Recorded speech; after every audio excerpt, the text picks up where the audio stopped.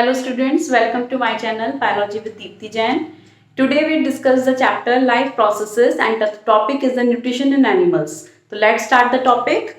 तो न्यूट्रिशन जो है लास्ट वीडियो में मेरा लास्ट वीडियो अगर आप देखेंगे मैंने डिस्क्रिप्शन बॉक्स में लिंक मेंशन करा हुआ है, तो मैंने उसमें प्लांट्स में न्यूट्रिशन प्रोसेस समझाया हुआ है, फोटोसिंथेसिस को एक्सप्लेन करा है। तो अब हम यहाँ पे देखते हैं एनिमल्स में किस तरीके से न्यूट्रिशन प्रोसेस होता है। तो प्लांट्स और एनिमल्स दोनों डिफरेंट जो है कैटेगरी हो गई और दोनों का डिफरेंट मोड ऑफ न्यूट्रिशन होता है। प्लांट्स ऑटोट्रॉफिक हो गए और एनिमल्स क्या हो गए, हेटरोट्रॉफिक। तो एनिमल्स जो होते हैं अपने फूड के लिए किस पे डिपेंड होते हैं, प्लांट्स पे डिपेंड होते हैं। और एनिमल्स जो है जिस फूड को ले रहा है उस फूड को डाइजेस्ट करके अपने लिए एनर्जी रिलीज कराता है, एनर्जी लेता है उससे, ताकि वो अपनी बॉडी की अदर एक्टिविटीज को परफॉर्म कर सके। तो यहाँ पे एनिमल्स में कैटेगरी आ गई यूनिसेलुलर और मल्टीसेलुलर। तो जो यूनिसेलुलर होते हैं उनमें सिंपली डाइजेशन होता है, लेकिन डाइजेशन के कुछ स्टेप्स होते हैं, न्यूट्रिशन के कुछ स्टेप्स होते हैं, उन स्टेप्स को फॉलो करके ही वो न्यूट्रिशन करते हैं या डाइजेशन करते हैं। उसी तरीके से कॉम्प्लेक्स बॉडी यानी कि मल्टीसेलुलर बॉडी होती है, उनके अंदर भी स्टेप्स हैं, पूरा प्रोसेस है, डाइजेस्टिव ऑर्गन्स होते हैं, उसकी हेल्प से उनके अंदर डाइजेशन प्रोसेस होता है। तो यहाँ पे हम न्यूट्रिशन इन एनिमल्स में फर्स्टली ले रहे हैं अमीबा का। अमीबा जो है एक यूनिसेलुलर ऑर्गेनिज्म है जो कि प्रोटोजोआ को बिलोंग करता है। तो हम न्यूट्रिशन इन एनिमल्स में किसका ले रहे हैं, न्यूट्रिशन इन अमीबा।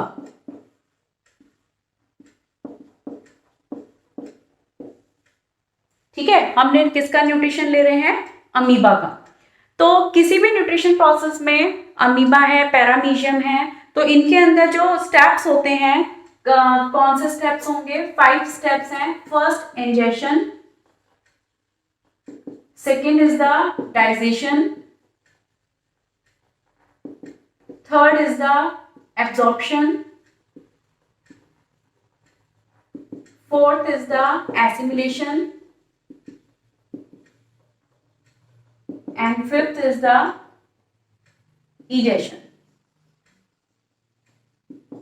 ठीक है, इन 5 स्टेप्स में पूरा न्यूट्रिशन प्रोसेस कंप्लीट होता है। तो ये यूनिसेलुलर ऑर्गेनिज्म है, इन ऑर्गेनिज्म के अंदर कोई भी पर्टिकुलरली कोई डाइजेस्टिव ऑर्गन नहीं होता है, कोई माउथ नहीं है, कोई एनस नहीं है जिसके थ्रू ये इंजेक्शन करें। माउथ की हेल्प से इंजेक्शन होता है और एनस की हेल्प से इजेक्शन होता है। जो अनडाइजेस्टेड फूड होता है हमारा, वो वेस्ट फॉर्म में हमारी बॉडी से एनस के थ्रू बाहर निकलता है। लेकिन जो यूनिसेलुलर बॉडी है उनके अंदर पर्टिकुलरली कोई भी ऑर्गन नहीं होते हैं, क्योंकि ये सिंगल सेल है, तो इनके अंदर कोई टिश्यू नहीं है, कोई ऑर्गन नहीं है, सिर्फ सिंगल सेल है। तो उसी सेल के अंदर ये क्या करते हैं, अपने इन 5 स्टेप्स को कंप्लीट करते हैं। तो इनके अंदर अमीबा की हम बात कर रहे हैं, तो pseudopodia as a locomotory organ भी होता है और उसी की हेल्प से क्या करते हैं, फूड पार्टिकल को लेते हैं और उसी की हेल्प से जो वेस्टेज होती है उससे बाहर निकालते हैं। तो फर्स्ट स्टेप क्या है, इंजेशन। फर्स्ट स्टेप क्या है, ingestion. Ingestion means taking of food, in मतलब अंदर आना, है ना। तो इंजेशन यानी कि टेकिंग ऑफ द फूड, किसकी हेल्प से टेक करेंगे, ये स्यूडोपोडिया के थ्रू। तो यहाँ पे मैं डायग्राम की हेल्प से एक्सप्लेन कर रही हूँ और ये बहुत इंपॉर्टेंट टॉपिक है। 3 मार्क्स के क्वेश्चन में ये पुटअप होता है बोर्ड एग्जाम्स में, तो इसलिए बहुत ज्यादा इंपॉर्टेंट टॉपिक है। और ये देखिए, बहुत सिंपली आप लोग डायग्राम की हेल्प से क्या कर सकते हैं, इसको समझ सकते हैं। डायग्राम अगर आपको समझ में आ जाएगा तो आप डायग्राम की हेल्प से पूरे प्रोसेस को एक्सप्लेन कर सकते हैं। और अगर कभी भी क्वेश्चन में 3 मार्क्स का क्वेश्चन में आता है क्वेश्चन इसके ऊपर, तो आपको विद डायग्राम पूरा एक्सप्लेन करना पड़ेगा, तभी आपको अच्छे से पूरे कंप्लीटली मार्क्स मिल सकते हैं। आप जितना एक डायग्राम की हेल्प से एक्सप्लेन कर सकते हो विद टर्म्स, तो उसमें आपको मार्क्स मिलने के सबसे ज्यादा चांसेस होते हैं। तो बायो में सबसे ज्यादा इंपॉर्टेंट जो चीज है वो डायग्राम्स होते हैं, टर्म्स होती हैं, और and lastly is the presentation. Presentation सबसे इंपॉर्टेंट चीज होती है। तो एक अमीबा जो होता है, इस तरीके से अमीबा होता है और ये उसका न्यूक्लियस हो गया, यूकैरियोटिक है, और ये जो है ये इसके क्या होते हैं, स्यूडोपोडिया। स्यूडोपोडिया मतलब फॉल्स फीट, जिसके थ्रू ये लोकोमोट करता है, बाकी के अपने आप को डिफेंस करने में सब चीजों में हेल्प कौन करता है, स्यूडोपोडिया। तो अब यहाँ पे मैंने ये अमीबा जो ड्रॉ कर रही हूं, ये इसका यहाँ पे क्या हो गया, न्यूक्लियस, और ये हमने इसका बना दिया साइटोप्लाज्म। ठीक है, अब यहाँ पे अब क्या हो रहा है, इंजेक्शन प्रोसेस हम ले रहे हैं। तो इंजेक्शन प्रोसेस में यहाँ पे क्या आया, फूड पार्टिकल। तो इसने स्यूडोपोडिया की हेल्प से क्या करा, स्यूडोपोडिया ने क्या करा, इस तरीके से एक ये वैक्यूल बनाता है, उसको कैप्चर करता है फूड को। तो ये क्या है इसके स्यूडोपोडिया, ये न्यूक्लियस हो गया और ये साइटोप्लाज्म और ये क्या है फूड। ठीक है, तो अब ये यहाँ पे देखिए कैविटी बन गई है जिससे कि ये फूड पार्टिकल उसने कवर कर लिया है। अब ये फर्स्ट स्टेप कौन सा हुआ, इंजेक्शन। ठीक, फर्स्ट स्टेप हो गया ये। अब सेकेंड स्टेप क्या लेंगे हम, डाइजेशन। तो अब ये क्या होगा, अब ये क्या करता है, ये वैक्यूल बना लेता है ना। तो वैक्यूल बना के ये देखिए आप इस तरीके से ये वैक्यूल बन गई और इस वैक्यूल के अंदर ये इस तरीके से कवर्ड हो जाएगी और इसके अंदर क्या रहेगा, फूड। ये हो गया है ना, ये क्या बन गई, फूड वैक्यूल।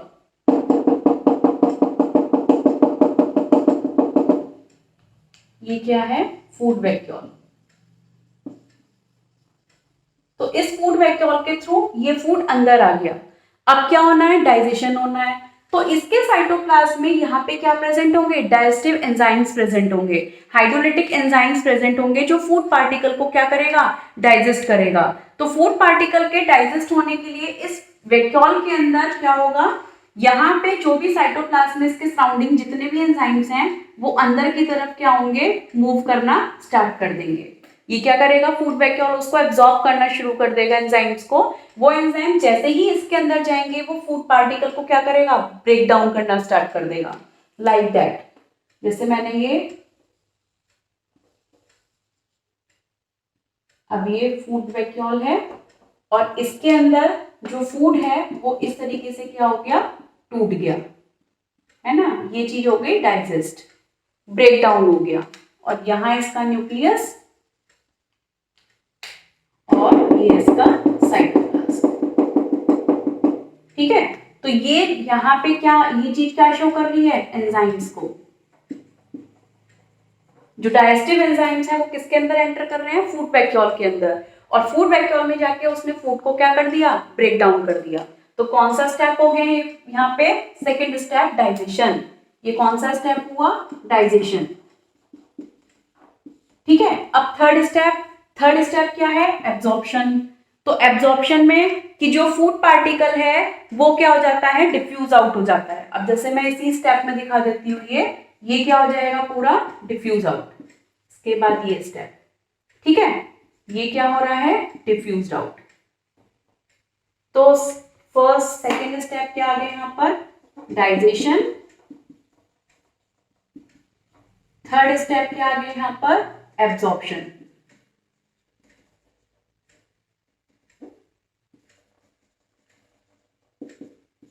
ठीक है, एब्जॉर्प्शन।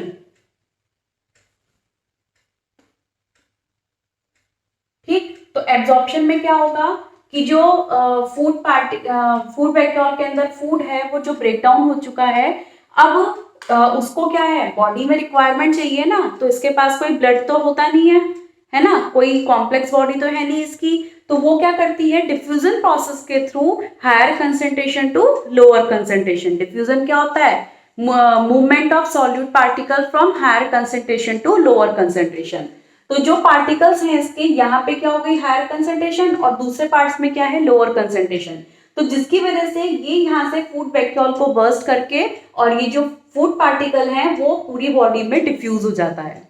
और डिफ्यूज होने के बाद नेक्स्ट स्टेप इसके अंदर आता है कौन सा, एसिमिलेशन। तो एसिमिलेशन में वो क्या हो जाएगा, बॉडी के अंदर एसिमिलेट हो जाता है। ठीक है, थर्ड स्टेप में क्या आएगा, एसिमिलेशन।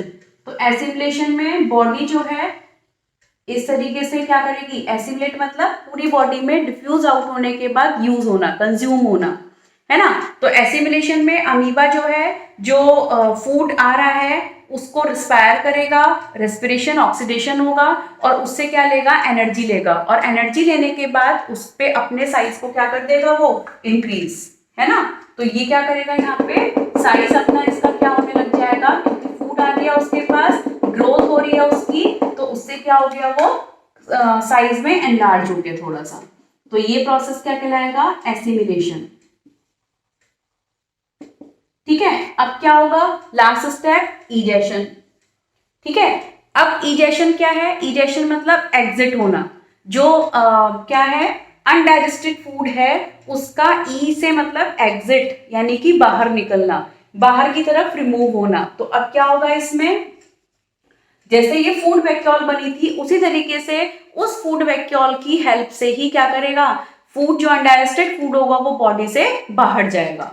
ठीक है, तो इजेशन में क्या होता है, जैसे कि मैंने ये बनाया अमीबा इस तरीके से, तो इसमें क्या है, अब जैसे क्या होगा, अब जैसे जो सपोज करिए ये अनडाइजेस्टेड पार्ट है, ठीक है, ये क्या होगा, इस स्यूडोपोडिया से अटैच्ड हुआ, ठीक, ये हुआ इससे अटैच्ड, और इससे अटैच्ड होने के बाद जो इसके स्यूडोपोडिया की वॉल है वो क्या करेगी, एक इस तरीके से यहाँ पे एक वैक्यूल बना लेगी, किसकी तरफ, बाहर की तरफ। पहले अंदर की तरफ बनी थी, ये देखिए, है ना, अब क्या बनेगी, वो बाहर की तरफ, क्योंकि इस अनडाइजेस्टेड फूड को बाहर जाना है।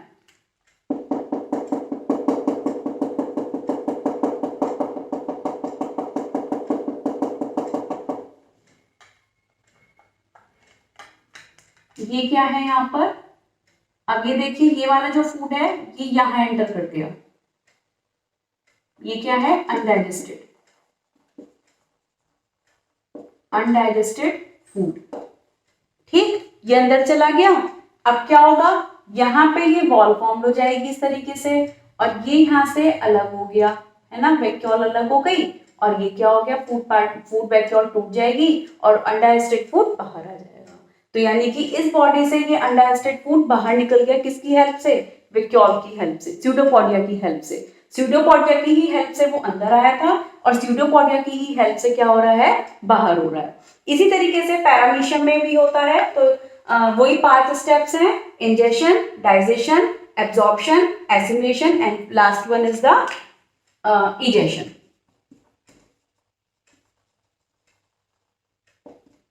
तो देखिए, इस डायग्राम की हेल्प से पूरा एक्सप्लेन हो गया है। तो आप इसी तरीके से एग्जाम्स में अगर क्वेश्चन आता है तो डायग्राम बनाइए, 5 स्टेप्स लिखिए, उसके बारे में डिफाइन करिए, उसको लिखिए, और पूरा एक्सप्लेन करके आपको 3 मार्क्स इजीली आपको मिल सकते हैं।